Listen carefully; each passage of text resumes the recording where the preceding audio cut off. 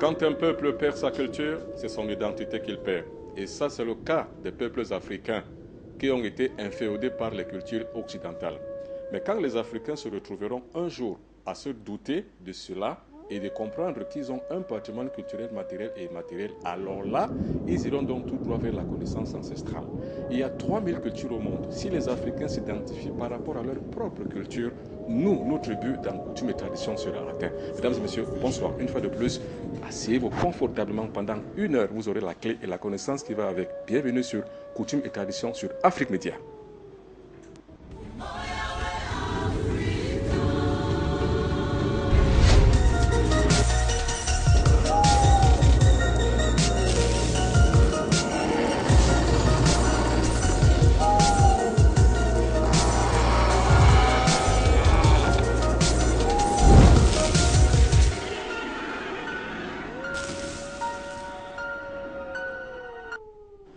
Coutumes et traditions africaines, c'est la nouvelle émission pensée par la Direction générale d'Afrique Média en la personne de son directeur général. Je n'en suis qu'un simple présentateur, mais j'ai l'honneur de porter donc tout droit le spiritualisme africain. Ce spiritualisme africain permettra que nous aussi, à l'aube du 3e millénaire, nous puissions arriver à connaître qui nous sommes. Alors, le principe de l'émission est simple. On part d'un fait social qui échappe aux pesanteurs sociologiques. À partir de là, on puise l'enseignement spirituel pour pouvoir animer la force spirituelle qui existe dans ce cosmos vu par les Africains eux-mêmes. Alors aujourd'hui, le thème est simple, ce sont les pactes de sang. On va voir les pactes de sang. Qu'est-ce que c'est que les pactes de sang? Les pactes de sang sont réellement un contrat que l'on peut signer. Et cela arrive dans tous les cas. Ça arrive qu'on soit plus jeune, qu'on soit plus vieux, qu'on arrive à faire un pacte. Mais le pacte seulement n'est pas avec un être humain. C'est aussi avec les démons, c'est aussi avec les diables. Mais c'est surtout aussi des pactes que l'on fait pour pouvoir avoir quelques faveurs. Alors, les dimensions donc cosmogoniques des pactes sera vue établie ici avec mes invités. À ma droite, c'est M. Roger Ndiké. Bonsoir. Bonsoir, Mabok. Et je rappelle que vous êtes un chercheur en parapsychologie. C'est quoi la parapsychologie? Oui, en fait, c'est la dimension supérieure du physique. Oui. C'est-à-dire que l'homme n'est pas seulement constitué de son corps physique, mais il est aussi constitué d'autres corps. Oui. Et nous pensons que tant que l'Africain ne se connaît pas lui-même, il ne pourra pas aborder les problèmes qui concernent l'invisible. On peut donc dire que l'invisible, donc la parapsychologie, est une science. Tout à fait. Une science exacte. C'est une science et un art. Et voilà. Ça veut dire quoi une science et un art? Oui, une science parce qu'elle part des lois de la nature. Un art parce que pour pratiquer la parapsychologie, il faut avoir un certain nombre de données pratiques et techniques. D'accord. Alors, à ma gauche, c'est Sa Majesté Emmanuel Billet. Bonsoir, Emmanuel Billet. Bonsoir. Je rappelle que vous êtes non seulement chef traditionnel, mais aussi vous êtes aussi tradithérapeute, vous êtes naturopathe, vous faites la science médicinale naturelle. Mais aussi vous êtes délégué régional du Conseil supérieur des tradipraticiens. C'est la médecine traditionnelle de la région de l'Étoile. D'accord, qu'est-ce que ça veut dire? Cela voudrait tout simplement dire que dans chaque corps, il faut une direction, il faut un regroupement qui permettent de former un égrégore afin de mener vraiment à terme certaines actions engagées en faveur de la masse. Et je rappelle donc que sur ce plateau, vous êtes adoubé par le corps tout entier. Et ils savent que vous êtes là. Et que vous parlerez donc aux téléspectateurs avec beaucoup de tact, avec beaucoup de vérité. Mais aussi, vous connaissez aussi l'invisible en tant que tradithérapeute. Alors, cet invisible, donc, pour vous, c'est quoi l'invisible? Oui. Nous savons que même sur le plan cosmogonique, tout part de l'abstrait pour aboutir au concret. C'est-à-dire, il faut concevoir quelque chose dans le vide et ensuite maintenant matérialiser soit par une pensée et après la pensée maintenant va engager la personne à une action qui aboutira à la matérialisation, donc à la concrétisation de la chose. Alors, le décor est ainsi planté. À ma gauche, Emmanuel Billet, à ma droite, Roger Ndiké, tous parapsychologues. Et devant ce micro de présentation, je suis le Mbombok Benoît Biton. Asseyez-vous tranquillement et restez scotchés parce que pendant 1 heure, vous aurez la clé de la connaissance africaine et tout ce qui va avec. Alors, le principe de l'émission est simple. Vous appelez. Vous avez donc des préoccupations, des avis et apportez aussi votre contribution. Appelez. Le téléphone est ouvert sur le numéro de téléphone qui s'affiche en bas de votre petit écran. Vous appelez ou alors vous envoyez aussi des SMS sur le même numéro. Nous allons arriver à vous satisfaire par les réponses que vous aurez donc par rapport à vos préoccupations. Alors, maintenant, comme le décor est planté, on va voir le sujet, le thème sur le papier que présente ici Eloka Amanda, les pactes de sang. Regardez. Les pactes de sang existent sous multiples formes. C'est un phénomène social de recherche du bien-être. Certaines personnes font recours à des pratiques liées au pacte pour accéder à des faveurs sociales. Seulement, problème, les pactes ne sont pas ce qu'on croit. Ce sont de véritables signatures des clauses et des concessions qu'on fait avec le diable. Puisque la limite du bon sens voudrait que l'un des signataires soit dupe pour devenir une victime automatique du traité qu'il n'aurait pas dû signer pour ne pas engager sa vie. Tout pacte engage ses auteurs, sauf que dans des pactes de sang, on n'a jamais réussi à s'en sortir indemne. On y laisse toujours sa vie. Alors, à moins d'être idiot, il ne faut jamais lier le sang à des tractations farfelues pour quelques faveurs. Après tout, on finit toujours par mourir et laisser toujours ce pourquoi on a sacrifié des vies. Il existe plusieurs types de pactes. Il y a des pactes de souhait, des pactes d'animosité, des pactes de subjugation, des pactes intermédiaires et des pactes intimes. Tous ces pactes ont pour dénominateur commun le sang, car il n'y a jamais de pacte sans le sang. Or, le sang est le courant électrique qui véhicule l'énergie dans le corps. Mais comme vous le savez, ce qui donne la vie, c'est aussi ce qui donne la mort. Mesdames et messieurs, asseyez-vous confortablement. Le Mbombo Benoît Biton et ses invités vous apporteront éclairage et solutions à vos préoccupations. Pendant 1 heure, vous aurez la clé et la connaissance qui va avec. Il faut savoir qu'il y a 2 catégories de personnes au monde. Il y a les bourreaux, il y a les victimes. Et forcément, pour qu'il y ait un pacte, il faut qu'il y ait un bourreau et une victime. Or, la victime, ça peut être qui? Ça peut être vous. Forcément, vous qui êtes à la maison et regardez cette émission, vous êtes déjà des victimes, ou bien vous l'avez été, ou alors vous connaissez les gens qui sont autour de vous qui en sont des victimes. Alors, n'oubliez pas, vous pouvez intervenir au cours de l'émission à temps, à contre-temps, quand et comme vous le voulez. Le téléphone est ouvert, il s'affiche en bas de votre petit écran. Appelez, parce que les spécialistes sur le plateau seront là pour vous répondre. Alors, je me tourne donc vers vous, monsieur Roger Ndiki, chercheur. Le pacte est lié par le sang. Et ça, c'est sa moindre opération. Oui, le pacte est lié par le sang parce que le sang est l'élément qui véhicule la vie de l'homme. C'est-à-dire que l'âme qu'est l'homme, son moteur, c'est le sang. Et il faut savoir que le sang a une mémoire. C'est-à-dire que on peut retrouver l'antériorité de l'homme dans le sang. On peut, par des analyses au laboratoire, retrouver qui est le père ou qui est la mère d'une personne par le sang. Donc l'élément fondamental qui véhicule la vie de l'homme est le sang. Et c'est pourquoi c'est le pacte le plus dangereux. Parce que là, vous engagez votre propre vie. Alors, quand on dit un pacte de sang, il faut savoir que le pacte, c'est en fait un acte solennel où un individu s'engage soit avec un individu, soit avec une entité, de manière consciente ou de manière non inconsciente. Alors, ça veut dire donc, Sa Majesté Emmanuel Billet, que le pacte que l'individu lie avec une entité négative, c'est pour des faveurs.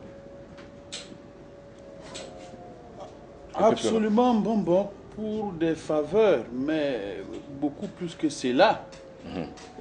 Je me dis ceci, que là, ça devient un engagement dans les 2 camps. Pour dire que, de même, lorsque nous parlons du sang, le sang, c'est un équilibreur, c'est-à-dire celui qui joue le rôle entre le corps physique et l'âme, qui donne l'équilibre. Et dans le sang qui circule dans nos veines là, on trouve pratiquement les 3 éléments qui forment le quatrième élément, parce que dans le sang, on trouve l'eau, on trouve le feu alors on trouve de l'air. Il y a les gaz dans le sang. Alors, et à partir de ce moment, c'est lui qui engage de son sang, c'est pour dire que bon, il pose un acte de façon solennelle et qu'il est prêt, même s'il faut aller jusqu'à la perte de sa vie, il s'engage. Et de l'autre côté, c'est comme pour dire, voilà, aujourd'hui, j'offre ce qui m'est le plus cher, afin que de ton côté également, que tu sois tenu à respecter l'engagement que nous venons de prendre mutuellement. Ça veut dire que la pratique du pacte de sang abstrait toute présence de la conscience. L'individu qui fait le pacte n'a pas de conscience en ce moment où il le fait. Il ne voit qu'une seule chose. Et cette chose, donc, là, peut lui être fatale après, parce que les conséquences d'un pacte de sang sont néfastes et négatives pour la vie. Voilà le premier témoignage d'une jeune fille qui l'a fait. Aujourd'hui devenue une jeune femme, mais à 15 ans, elle a fait un pacte avec son copain. Regardez très attentivement. On revient après pour expliquer le phénomène. Parmi les pactes de sang les plus fréquents, il y a le pacte de sang sentimental d'adolescent. Le principe est simple chez les jeunes. La fougue amoureuse qu'ils ressentent l'un pour l'autre les conduit souvent à des décisions implacables.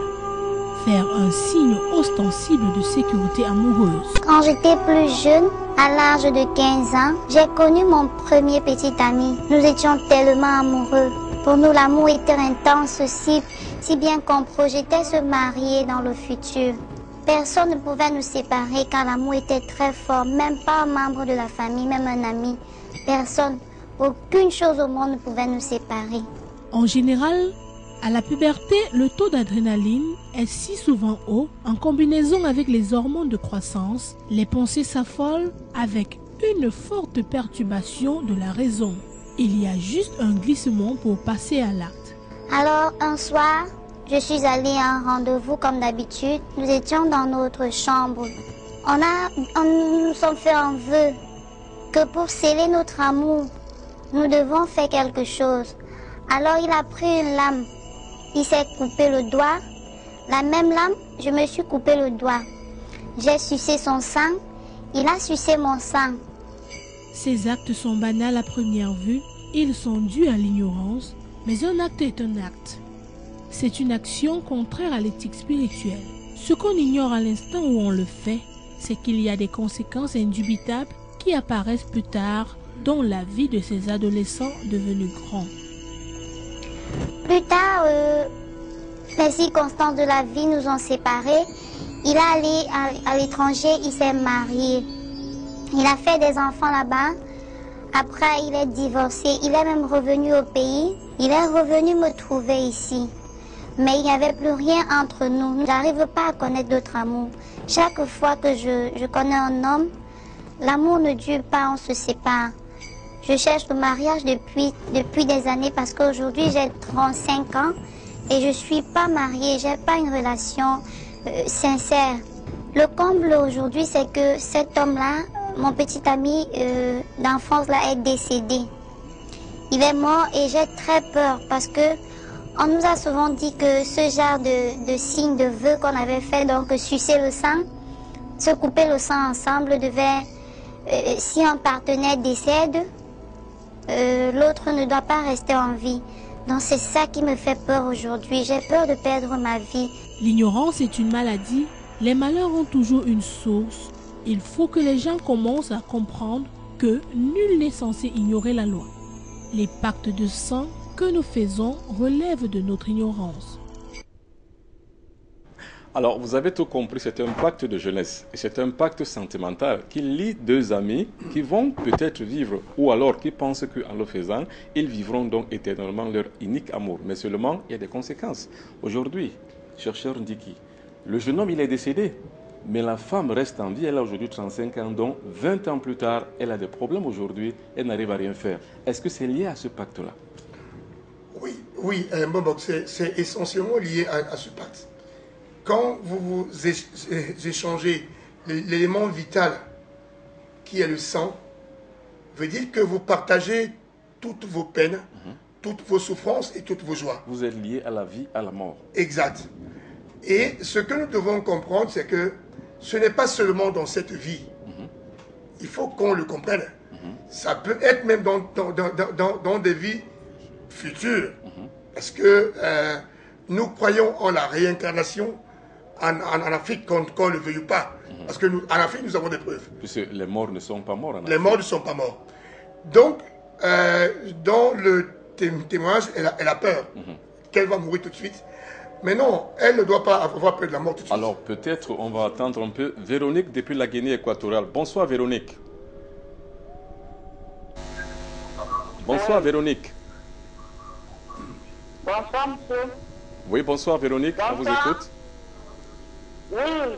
Oui, bonsoir. J'appelle depuis la Guinée équatoriale, je suis Véronique. Oui. Oui. Vous êtes en direct de Oui, j'appelle, mon mari a un problème. Oui. Ça fait plus de 10 ans. Oui. Oui, allez-y. Et ce problème est dû le sujet que vous aviez passé la semaine dernière, parce que j'ai essayé de vous appeler. Oui. Oui, allez-y. Ça ne passait, ça a été difficile de vous avoir. Allez-y maintenant, Alors, vous êtes en direct sur... maintenant, je ne sais pas. Ce problème est dû aux couches de nuit et ça lui rend, il est impuissant. Oui.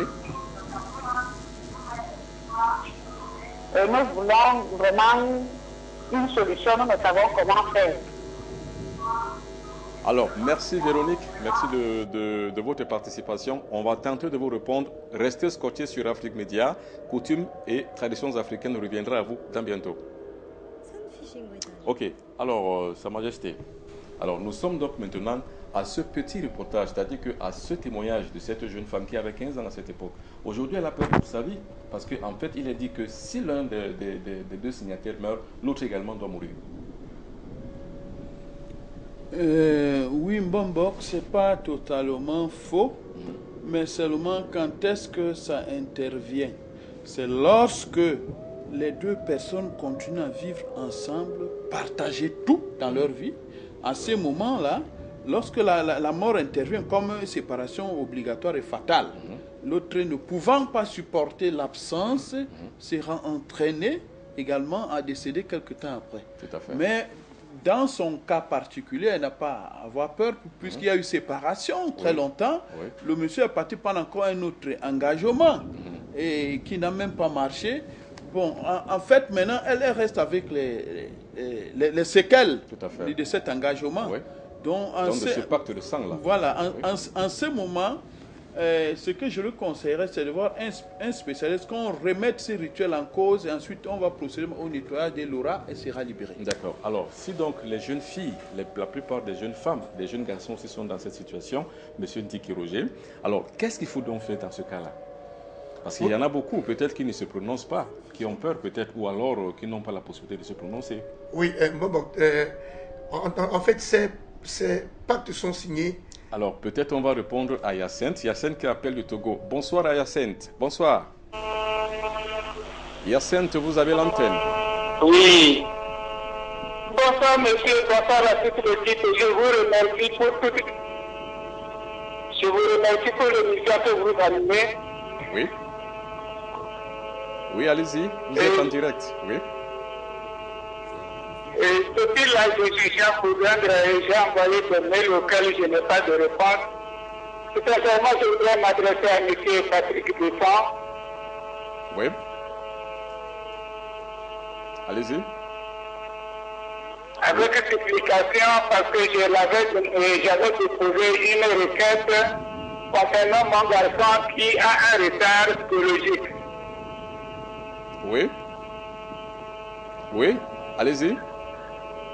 Et je lui demandais de faire tout pour pouvoir me trouver des recettes, pouvoir le récupérer parce que c'est limite à fond dont je dispose et j'ai beaucoup de peine à le voir dans cet état. Il a quel âge aujourd'hui, votre fils? Il a quel âge, votre fils? Merci beaucoup. Ok, Yacinthe n'a pas de retour pour qu'il comprenne notre question, mais ça va. Déjà, je crois que déjà il a compris. Et on va revenir. Alors, Hyacinthe, si vous avez une réaction à refaire ou refaites, vous nous dites l'âge de votre enfant. Alors, l'âge de l'enfant a 8 ans. Ok, merci, on a compris. Alors, j'en étais avec vous. C'est-à-dire, ah d'accord, avec le chercheur Dr Roger. Alors, d'accord. Donc maintenant, alors, elle a peur pour sa vie?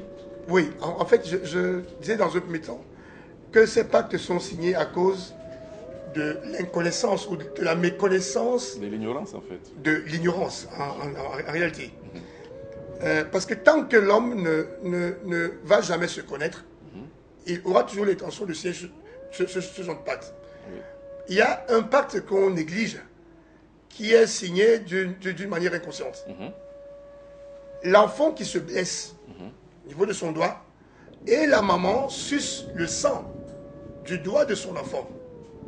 Vous allez constater qu'il y a des femmes... Mais nous sommes sur le cas, peut-être, pour ne pas aller trop loin, nous sommes sur le cas de cette jeune fille qui a fait ce pacte. Comment faire donc maintenant, parce qu'elle a peur pour sa vie? Oui, c'est la raison pour laquelle, avant de reprendre la parole, je disais, elle n'a pas à avoir peur pour sa vie. D'accord. Elle ne va pas mourir parce que le gars est parti. Sa Majesté l'a bien dit, ils étaient séparés. Seulement, le danger, c'est que elle a constitué ce qu'on appelle une âme sœur. Cette âme sœur va l'attendre.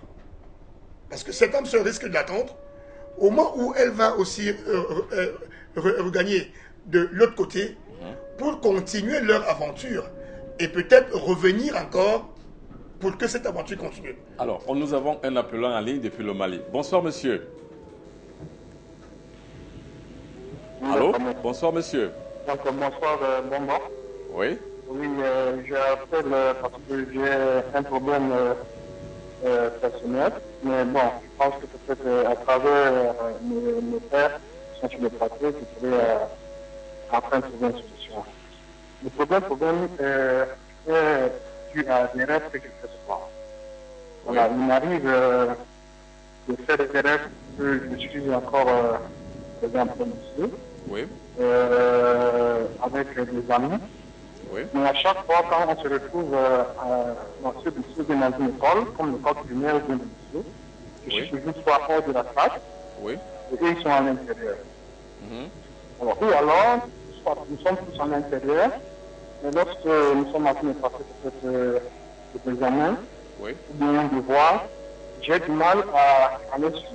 C'est-à-dire, je suis soit en retard, et je n'arrive pas à bien comprendre.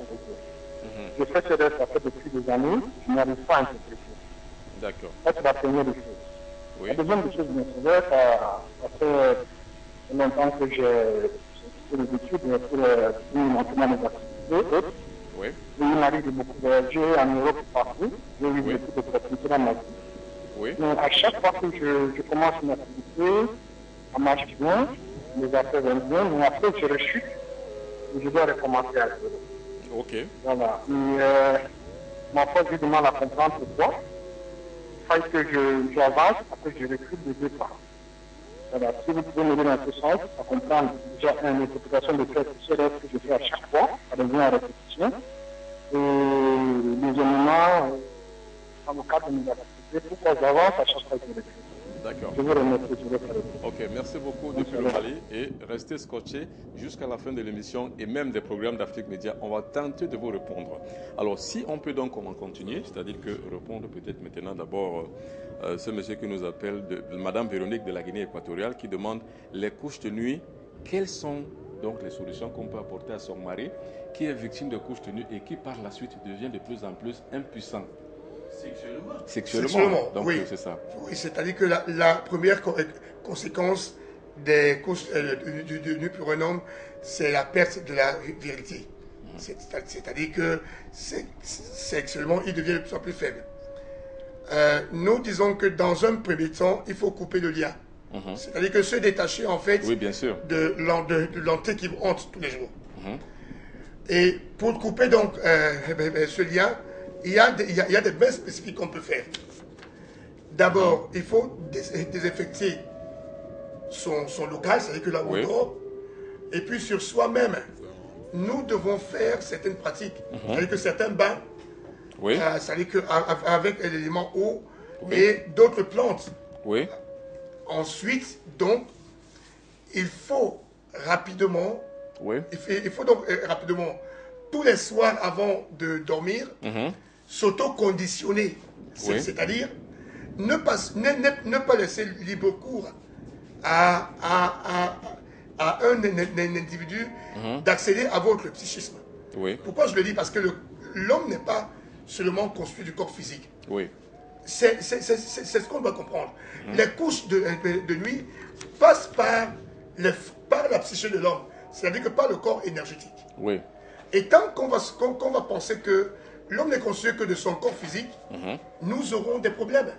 Il faut savoir qu'au-delà du corps physique... D'accord, pour chuter un peu plus rapidement, parce qu'il y a beaucoup de réactions sur la ligne. Voilà, je veux dire que Donc, chuter un peu très rapidement, parce qu'on va passer pour Yacine du Togo, qui demande que son enfant a un retard psychologique. Oui. Alors, très rapidement, qu'est-ce qu'on doit faire? Qu'est-ce qu'on doit lui dire? Mais déjà, je crois que notre amie qui est Véronique, depuis la Côte Guinée équatoriale, a déjà bien compris la oui, réponse. c'est-à-dire qu'elle doit faire un bain de l'eau, elle peut mettre les citrons dans de l'eau, avec du sel, elle se lave avec. Ou alors, s'ils ont d'autres plantes sacrées, au Cameroun, ils ont par exemple le basilic qu'elle peut macérer, elle se lave avec, et puis elle fait un bain de feu. C'est-à-dire que dans le bain de feu, elle allume le charbon. Quand ça rougit, elle met le basilic, le persil, elle met ail. Ail que nous connaissons tous. Et puis elle peut mettre d'autres encens, comme le portugal ou autre. Et puis elle laisse donc monter, étant nue, la fumée sur elle. Et intérieurement, elle doit faire des prières pour pouvoir se détacher donc, de cette entité qui... Alors, nous avons en ligne Aïcha depuis la Guinée-Conakry. Alors, bonsoir Aïcha. Aïcha, bonsoir.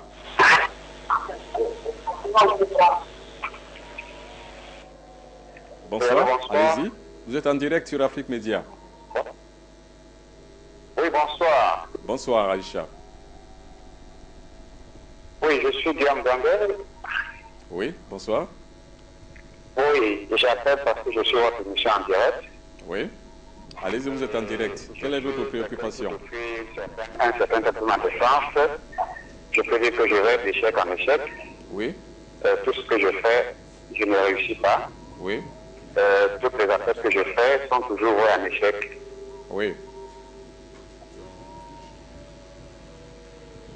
Ce sera tout? Et je passe aussi de temps en temps à faire des accidents régulièrement. Je voudrais savoir ce qu'il y a lieu de faire pour mon cas. D'accord.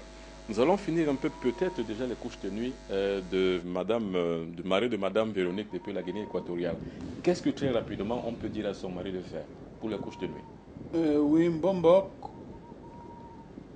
je le dis toujours et je le répète. Nous pouvons donner des formules ici, là, pour des cas légers. Mais lorsque déjà la situation est et à ce niveau, c'est-à-dire il y a une affection, déjà une pathologie qu'est-ce qui qui touche se déjà passe? sa sexualité. Je crois qu'il serait loisible que cette téléspectatrice la prenne votre contact et qu'on initie les opérations hors plateau. Tout à fait. Parce que là, il y a les actions profondes que nous pouvons engager, mais nous n'allons pas étaler ça ici sur le plateau. C'est-à-dire qu'il faut que il y a les actions à distance. Il y a les actions à distance. Les spécialistes. Oui, il y a les désenvoûtements qu'on fait, n'est-ce pas, par ondes télémagnétiques. Mais ça, on ne peut pas étaler ça ici. Nous avons donc en ligne, depuis la Côte d'Ivoire, Delphine. Bonsoir Delphine.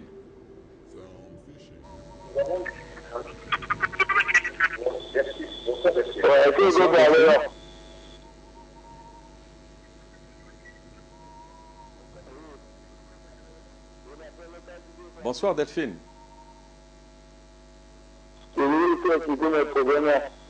Oui, allez-y, vous êtes en direct sur Coutumes et Traditions africaines. Ah, c'est Monsieur Francis. Allez-y, vous êtes en direct. Oui, allez-y.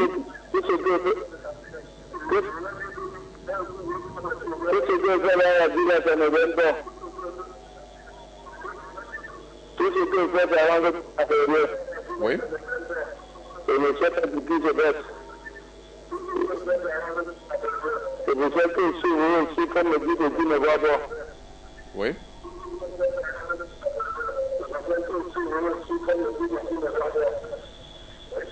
Tout ce que je fais, rien ne marche.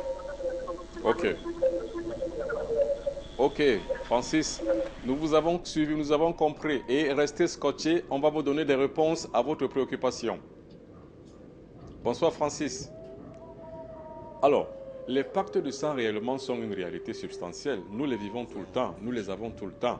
Et les témoignages que nous avons et que nous recueillons tout le temps nous montrent et nous démontrent que nous avons raison. C'est un phénomène social qui échappe aux pesanteurs sociologiques. À partir donc de là, que faut-il faire? Nous allons donc tenter de répondre. Mais après ce deuxième papier, témoignage signé Alice Ngaoum, regardez.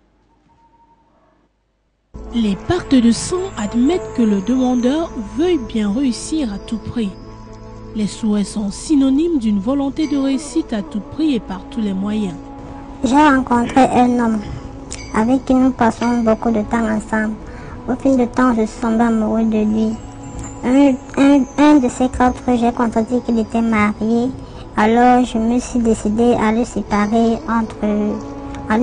de sa femme. La particularité des pactes à souhait est que le demandeur réussit, mais en profitant de la chance des autres. Pour cela, une seule devise compte: aller voir un sorcier, quitte même à tuer quelqu'un.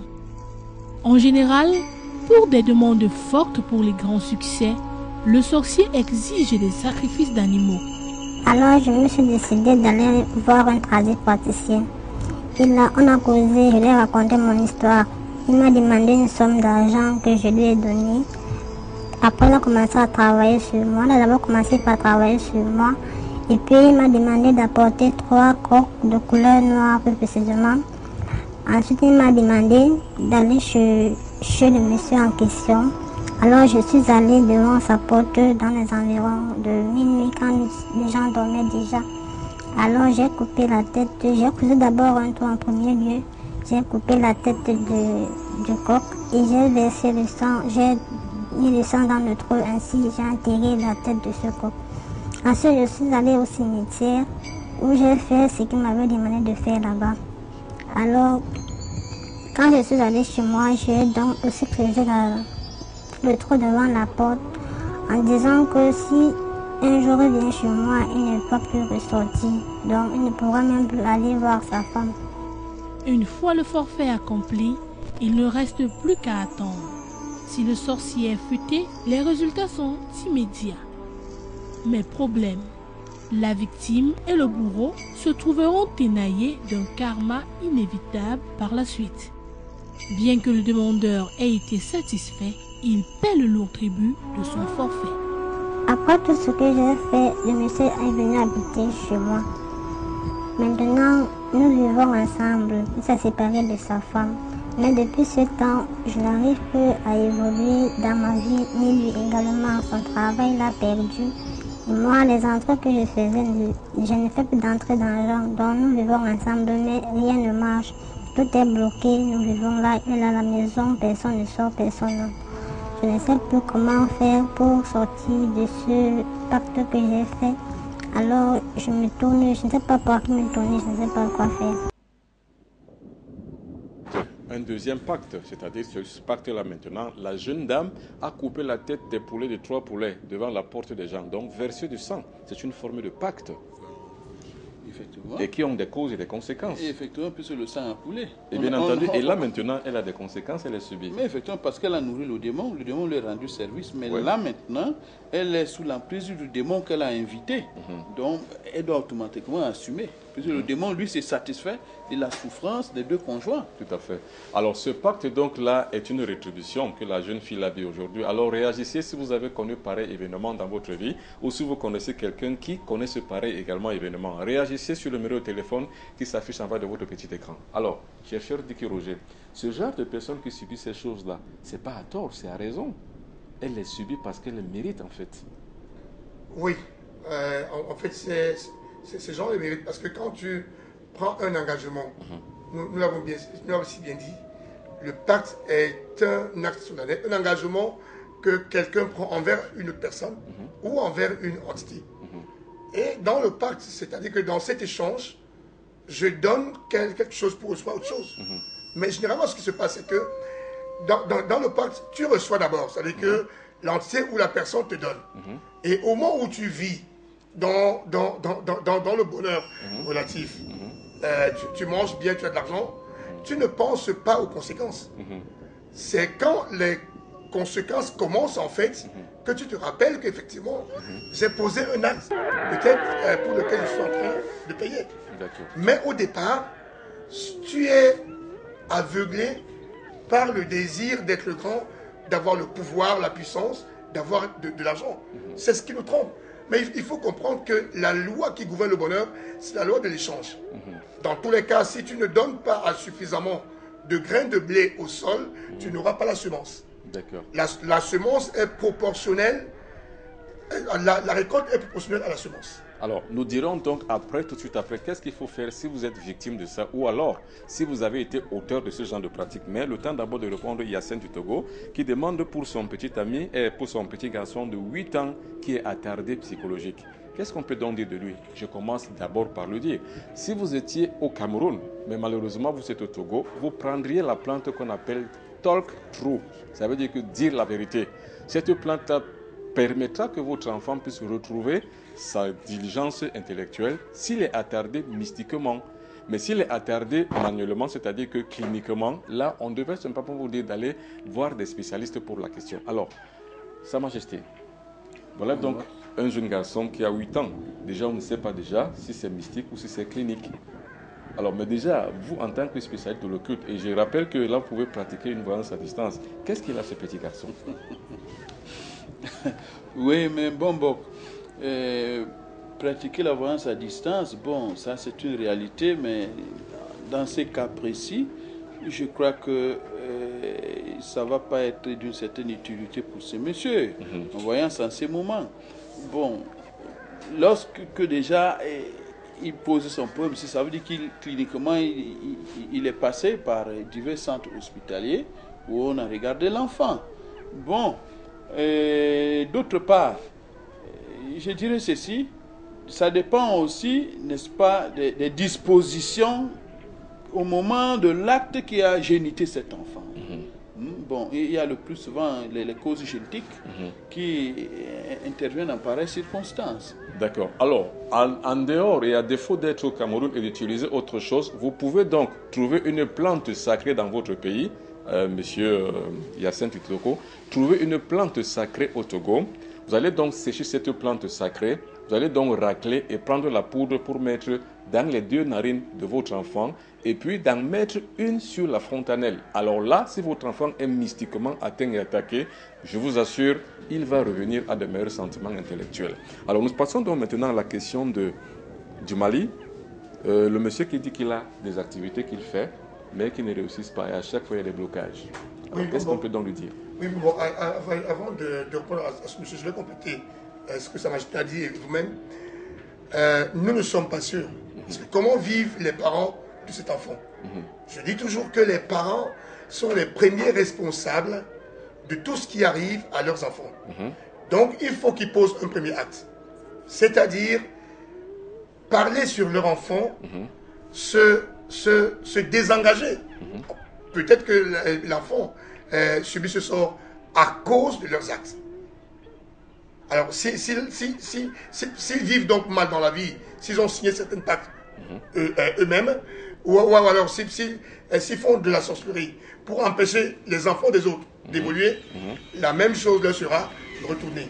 Donc, ils doivent faire une séance, papa et maman s'asseyent pas sur l'enfant en disant nous sommes les responsables de cet enfant. Donc, faire des bénédictions. Faire des bénédictions. Et maintenant, ils peuvent passer à une autre action. Le temps pour nous de prendre Jean depuis le Togo. Bonsoir Jean.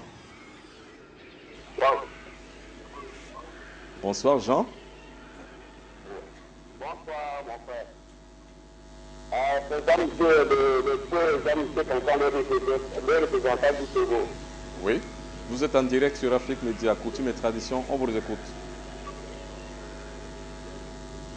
D'accord, bon, il y a quelqu'un qui a dit qu'il a des problèmes à tout moment, il arrive, Et peut-être les problèmes ne trouvent pas, donc tout ce qu'il fait là, il ne trouve pas de satisfaction. Oui. Et donc, tout ce qu'il fait... Moi, je trouverai au Togo, même il y a des possibilités. Avec ce 100 francs, probablement, on peut le guérir. D'accord.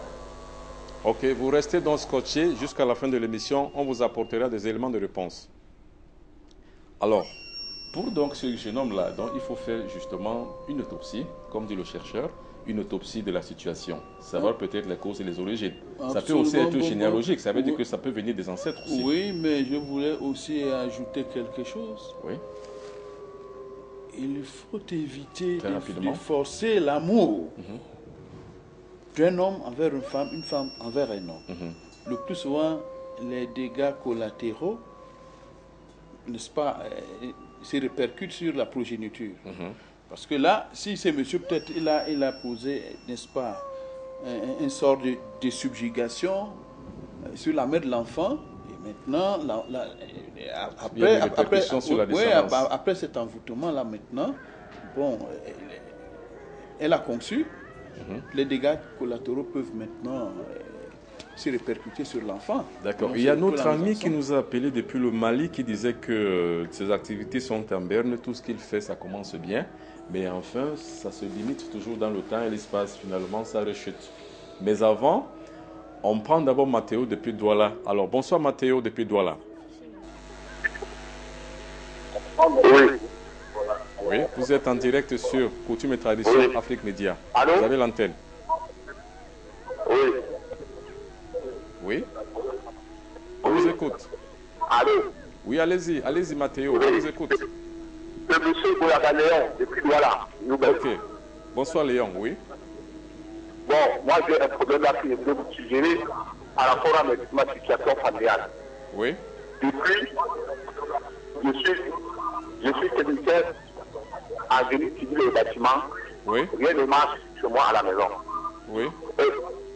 Du génie civil en bâtiment. Oui. Rien ne marche. Oui. Oui. Mais là, vraiment, ma famille a déjà un des autres que je n'arrive pas à comprendre. Oui. Alors, à l'époque, moi j'étais avec ma femme, tout marchait très bien. Oui. Maintenant, il y a un trouble là, à la maison, je ne comprends pas, avec surtout mon épouse. Bon, bien le marche, elle fait le marché. Bon, à la maison, on a des petits problèmes. Oh, on n'avait pas ce problème avant. Je voulais vous demander, qu'est-ce qui ne va pas chez moi dans mon foyer et puis ma situation sociale. C'est là ma question. D'accord, ok. Alors, restez scotché. On prend d'abord David. Alors, David en ligne, vous êtes sur Coutume et Tradition Afrique Média. Allez-y.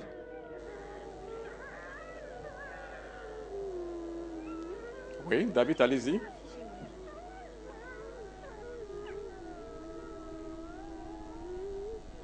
Allez-y.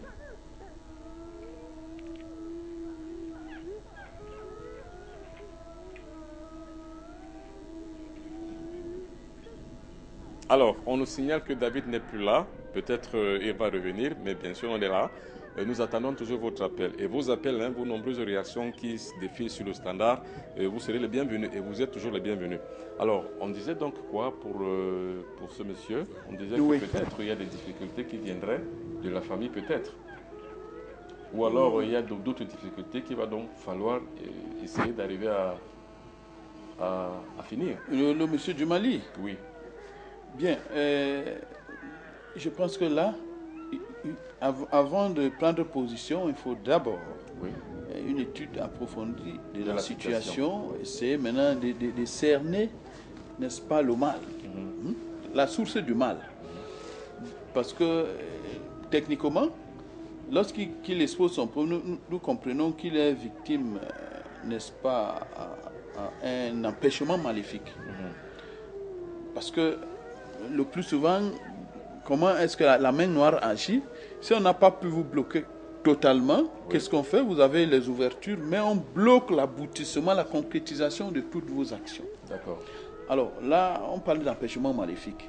Bon, en ce moment, il faut engager une action de dégagement.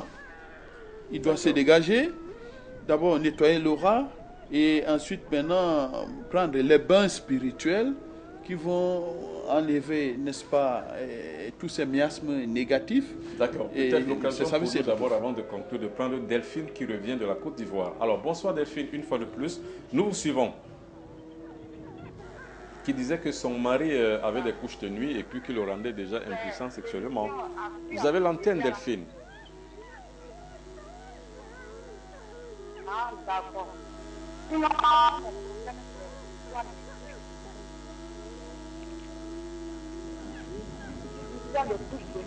Allô? Allô? Oui. Allô? Oui, allô, bonsoir Delphine. Vous avez l'antenne. Vous êtes en direct. Allez-y. L'histoire me couche de nuit. Bon, Oui. il y a Paris de nuit vraiment qui me fatigue. Quand ça vient, ça couche avec moi. Quand je, même si c'est des rapports avec le mari, ça va venir, ça va coucher avec moi. Donc, une fois, c'est venu, ça a couché avec moi. Et je me suis réveillée. Quand je me suis réveillée, j'ai vu qu'en sortant, ma musicelle a bougé. En vrai, quelqu'un qui est sorti parce que c'est comment la personne devait commencer à coucher avec moi. Et puis je me suis réveillée. J'ai senti que quelqu'un est sorti même de la musicelle. Donc ça m'a fait peur parce que ça a l'habitude de venir comme ça. Oui. Je ne vois pas. Mais je sens qu'elle était en train de coucher avec elle. Donc c'est comme ça, j'ai eu peur. Tout ce que ça me fait à chaque fois, j'ai eu peur. Et puis j'ai dit à mon mari. J'ai dit, ah, voilà ce qui m'arrive.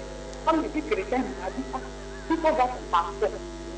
Donc, c'est depuis ce temps, quand j'ai dévoilé ça entre mon mari et moi, il y a eu des histoires à l'âme. Oui. Je ne comprends pas, il s'est tourné vers une autre femme. J'ai dit de plier mes bagages pour quitter chez lui. Donc, vraiment, ça n'allait même pas, même pas d'employer. Je ne comprends pas. C'était au juste. Donc, j'ai demandé à appeler. J'ai dit, j'ai appelé au moins pour qu'on me donne aussi des consignes. Et je suis là souvent, j'ai fait des rêves, ça. Une fois, j'étais là comme ça. Et puis j'ai vu, comment on l'appelle, le mari de nuit, je ne le vois pas vis-à-vis, mais il vient dans mon rêve. Et quand il est venu, il voulait se coucher sur mon bébé. Et je l'ai poussé avec mon pied. Je lui ai dit, mais tu ne vois pas l'enfant qui est au milieu. Et puis il voulait forcément se coucher sur mon enfant. C'est là que je l'ai poussé mon pied. Et en rêve, là, mon mari s'est enlutté avec lui. Donc vraiment, depuis ce temps-là, ça ne va même plus dans le foyer. Mon mari s'est fait une autre femme. Et il me voit comme ils ont mis ta carte sur moi. Je ne comprends pas ce qui se passe. Et souvent, dans mes rêves, je vois souvent beaucoup de serpents. Dans mes rêves, c'est ce qu'ils ont fait ma mère et je te tout ça là. D'accord. Alors Delphine, nous vous avons suivi très très correctement. On a compris votre position. On prend maintenant Caïd depuis la Côte d'Ivoire. Allez-y, bonsoir. Voilà, bon, je suis marié il y a environ 5 ans. Oui. Bon, je n'ai 5 ans. Oui. Et je n'ai pas d'enfant. Oui. Donc, ouais, je suis marié. Je n'ai pas d'enfant et je vais demander des conseils. Oui. D'accord. Oui, je suis Karim de Côte d'Ivoire. Alors, question, Kaïl. Alors, ce qu'on veut savoir, si vous étiez à l'hôpital, si on avait décelé que vous avez un problème, une pathologie qui vous empêcherait de procréer, par exemple. C'est-à-dire, vous avez peut-être fait un spermogramme où on a trouvé que vous avez un oligosthénie ou alors une asténospermie, une azospermie, quelque chose de ce genre. Vous étiez à l'hôpital?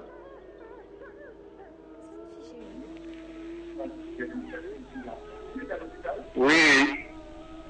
Alors, qu'est-ce que le médecin vous a dit après examen? On a dit que vous avez une pathologie, si oui, laquelle?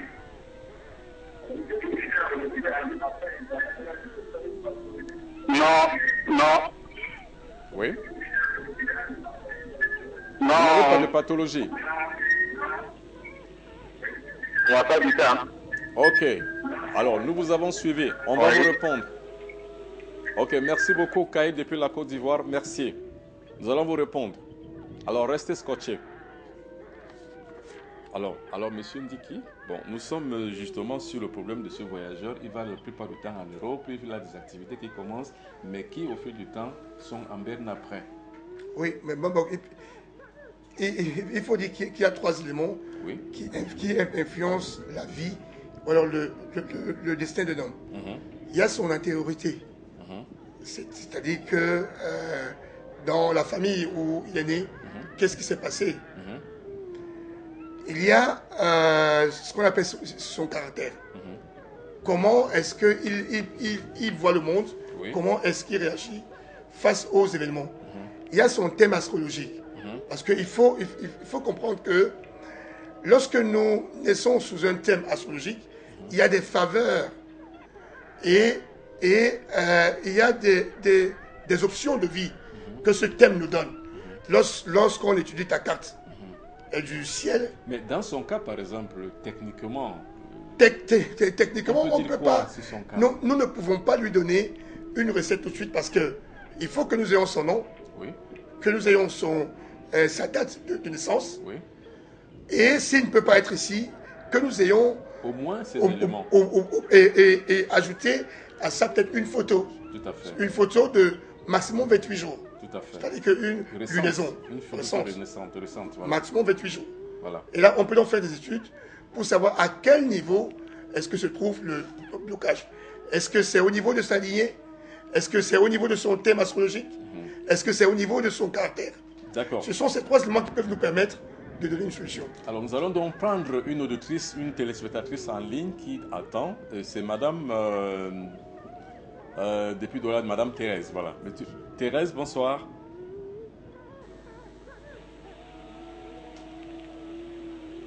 Oui, je suis Dédé, j'appelle de l'Angleterre. Oui. Je voulais dire merci au Bombok et à tous les panélistes. Oui, bonsoir. Mon problème est ceci. Mon partenaire a un fibrome et je sais que le fibrome c'est des bouts de sang. Comment est-ce qu'on peut faire pour enlever le fibrome, pour solutionner ça de façon traditionnelle? Alors, est-ce qu'on peut connaître la taille de son fibrome?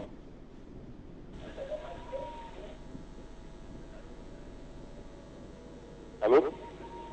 Est-ce qu'on peut connaître la taille de son fibrome?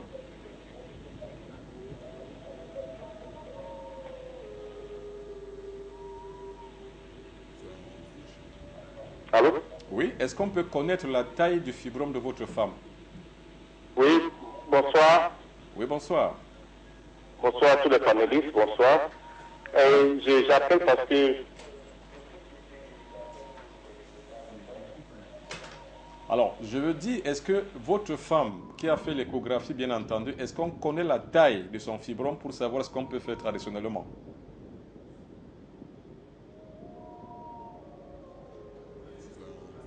D'accord, ok, il est parti, mais il a bien compris la question. Alors, je rappelle donc aux téléspectateurs que vous avez la possibilité aussi d'envoyer des mails, hein, c'est-à-dire que des messages en boîte électronique sur l'adresse qui s'affiche en bas de votre petit écran, c'est coutume.tradition@yahoo.fr. Ça s'affiche coutume.tradition@yahoo.fr.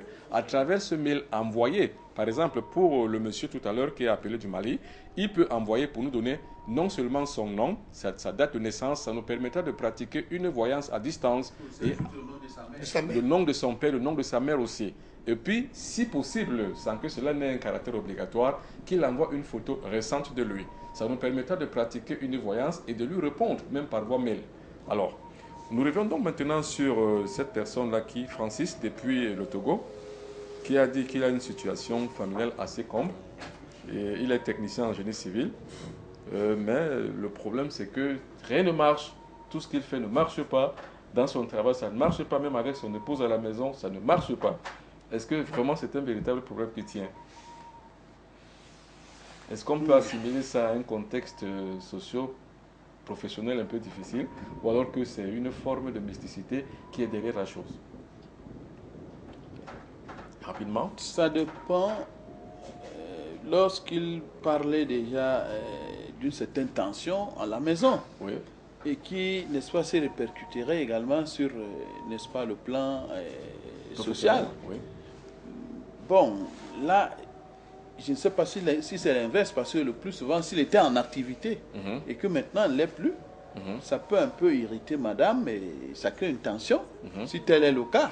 Je crois que, bon, c'est d'amener son épouse à comprendre que, bon, la vie, c'est un flux et un reflux. C'est-à-dire aujourd'hui, là, ils sont très bas, il faut que madame avale la pilule en attendant les jours meilleurs.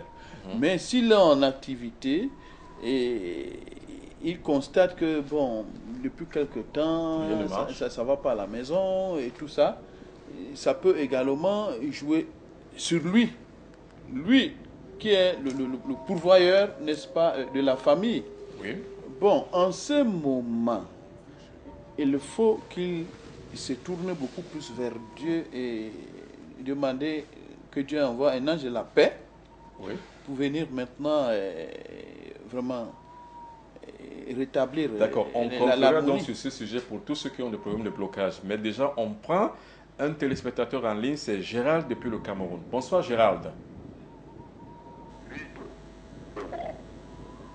Oui, vous êtes à l'antenne.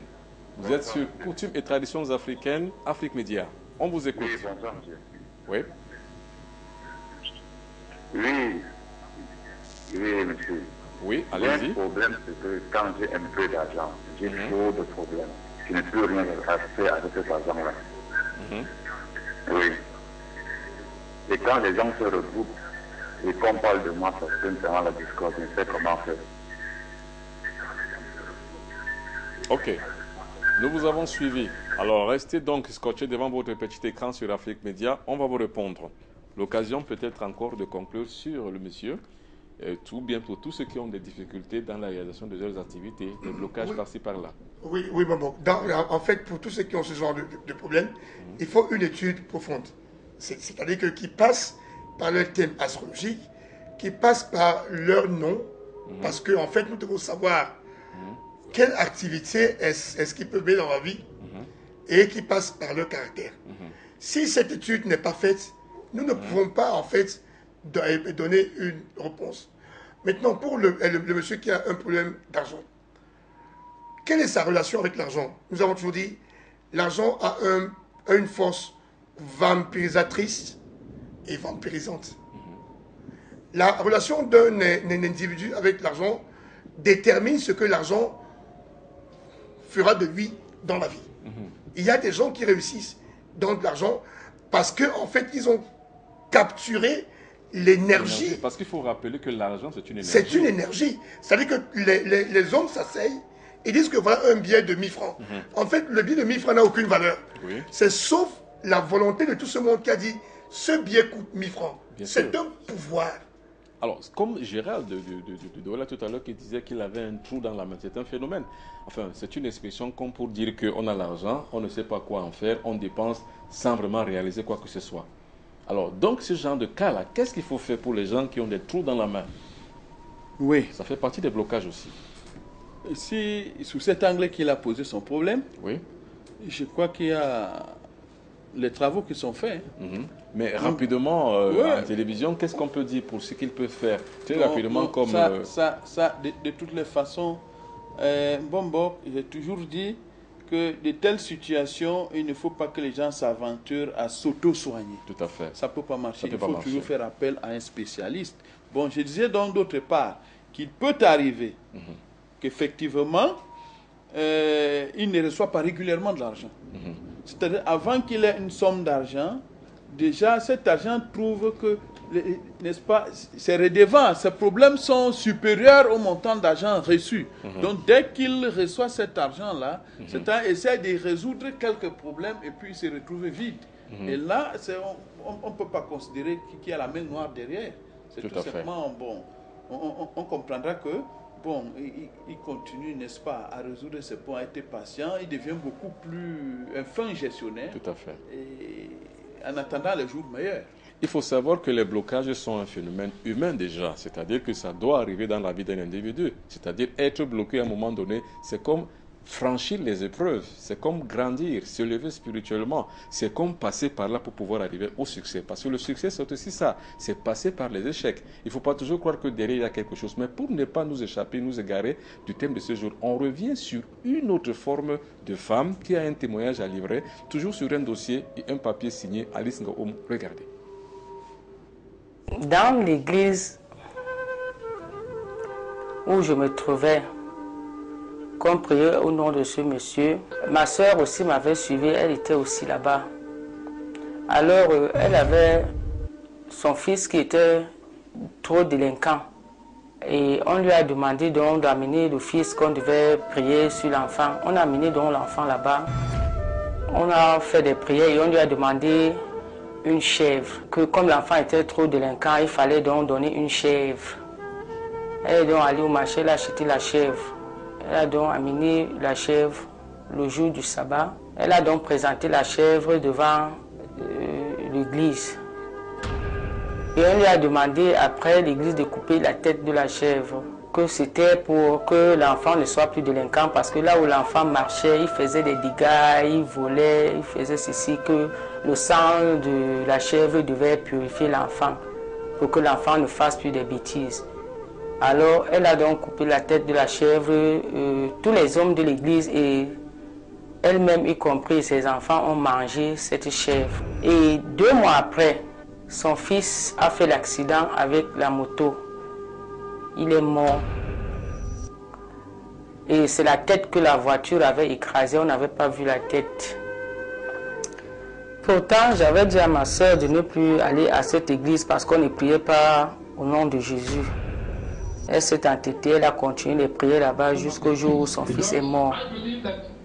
Elle a commencé donc à comprendre que ce que je lui disais était vrai. Et après la mort de son fils, elle est traumatisée jusqu'aujourd'hui. Elle dort, quand elle dort la nuit, elle voit ces mêmes gens qui viennent lui demander d'autres choses en songe. Elle combat toutes les nuits, elle ne dort pas, elle voit ces gens qui viennent, qui dérangent, elle n'a plus la paix. Et aujourd'hui, elle n'y met plus pied, elle n'y va plus. Donc, l'histoire des pactes, voilà encore une autre forme. Il faut dire que les pactes que nous voyons ce soir, ce sont les pactes périphériques, qui sont des formes de péripéties que nous vivons tous les jours. Périphérique, ça veut dire que ce n'est pas véritablement des pactes centraux, parce qu'il y a des pactes centraux que nous verrons dimanche prochain, mais ce sont des pactes périphériques, c'est-à-dire que l'on fait par l'intermédiaire d'autres choses. Alors, donc quand on regarde le récit de cette femme-là, que peut-on penser déjà d'entrée de jeu? Que les églises, toutes, en vérité, ne sont pas les bonnes. Et les pasteurs, tous, ne sont pas les meilleurs. En général, comme on les appelle à Côte d'Ivoire, ce sont des bonbons pasteurs, pour la plupart. Mais bon, tout ce qui brille n'est pas or. Ça, nous devons déjà reconnaître cela, n'est-ce pas, d'entrée du jeu. Et nous devons savoir également que, bon, Jésus le Christ lui-même, dans le Nouveau Testament, dans l'Évangile, je crois, au chapitre 7 du livre de Matthieu, où il donne les divers signes, où arrivera une époque où beaucoup de faux prophètes s'élèveront, ils accompliront beaucoup de prodiges, beaucoup de miracles, et ils séduiront la grande multitude, et la foi du plus grand nombre se refroidira. Mais il dit très bien que si on vous dit que le Christ est sur la montagne, n'allez jamais. Il est, n'est-ce pas, et sur la toiture, ne partez point. Il est dans la chambre, n'y allez jamais, car à l'avènement du Fils de l'homme, tout elle verra descendant sur les nuées dans sa gloire. Mais il faut que ces choses arrivent, mais ce ne sera pas encore la fin. Ça veut dire que finalement... Bon, cela revient à dire que nous devons comprendre que le diable, n'est-ce pas, qui est l'ennemi de l'homme, de toujours, c'est-à-dire qu'il utilise même, n'est-ce pas, ceux qui prétendent être les hommes de Dieu et qui sont au service, n'est-ce pas, de ces derniers. Alors, c'est ce que nous devons conclure là. Alors, donc, voyons donc maintenant ce témoignage. Bon, nous savons déjà, comme Sa Majesté l'a dit, que finalement, ce n'est pas forcément des vrais pasteurs et ce n'est pas forcément des vraies églises. Mais déjà, ça a été fait. C'est un pacte satanique qui a été fait, un pacte de sang. Puisque à la clé, le garçon a été mort, accidenté, mais la tête coupée. Oui, en fait, comme j'aime le dire, la religion est une affaire d'homme, ce n'est pas une affaire de Dieu. La religion de Dieu est au fond de nous-mêmes, parce que Dieu est au fond de nous. Ce n'est pas à l'extérieur. Tous ces pasteurs, toutes ces églises que nous voyons aujourd'hui, Dieu n'a créé aucune religion de cette façon-là. En plus, Jésus-Christ même non plus n'a laissé aucune religion. Aucun prophète qui est arrivé n'a l'esprit de religion. Ce sont les gens qui sont restés pour s'enrichir ou bien pour avoir de l'influence sur les autres qui ont créé des religions. Nous acceptons ces religions parce qu'elles ont une place dans notre vie sociale. Elles nous réconfortent.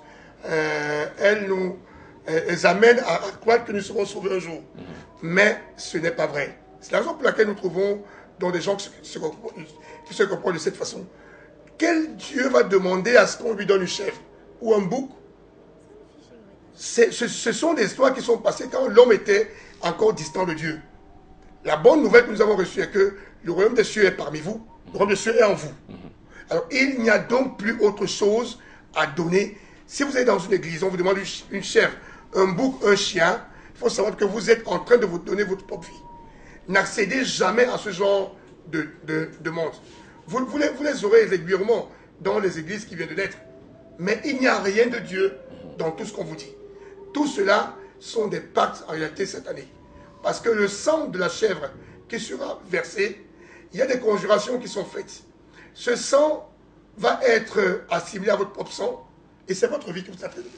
En fait, coutumes et traditions africaines nous donnent raison en pensant que tout ce qui brille n'est pas or et que tout ce qui vient de l'Occident n'est forcément pas bien. Parce que l'Occident n'est pas un modèle de vie pour nous, les Africains. Nos coutumes et nos traditions valent encore mieux parce que dedans nos coutumes et nos traditions, nous avons la spiritualité. Tout ce donc que l'Occident nous a appris sur la spiritualité n'était pas du tout vrai. C'était de l'illusion, de la poudre aux yeux. Parce que dans nos valeurs spirituelles traditionnelles africaines, nous connaissons Dieu. Et n'oubliez jamais que le monothéisme est africain. Et nous savons de qui ça vient le monothéisme. Et nous savons qu'il y a un seul et unique Dieu que nous connaissons, en qui nous avons le mouvement et l'être, et vers qui nous devons nous élever. C'est pour ça que l'élévation spirituelle sied à la doctrine et à la culture africaine dans ses coutumes et ses traditions. C'est pour ça que cet après-midi et ce soir, encore une fois de plus, nous l'avons voulu pour que vous compreniez la véracité des coutumes et traditions qui, de là, peuvent donc ressurgir une forme de spiritualité à l'africaine. Mesdames et messieurs, merci beaucoup d'avoir été des nôtres parce que pendant 1 heure de temps, vous avez véhiculé votre sentiment envers nous et nous pareil. Nous vous disons donc merci. Nous vous reviendrons donc dimanche prochain quand il sera 21h en Afrique centrale et 20h en temps universel. D'ici là, portez-vous bien. Merci beaucoup et à dimanche prochain. Au revoir.